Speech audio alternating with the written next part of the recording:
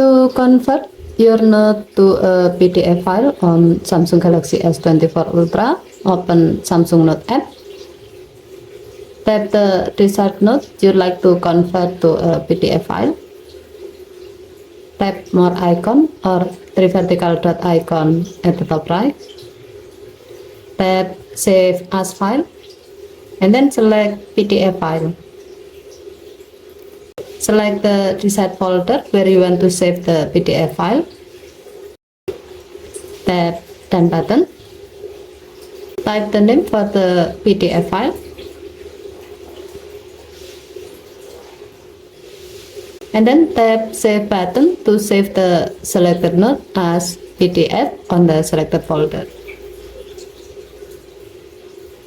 Okay, thank you for watching. Please help to like and subscribe. Have a nice day.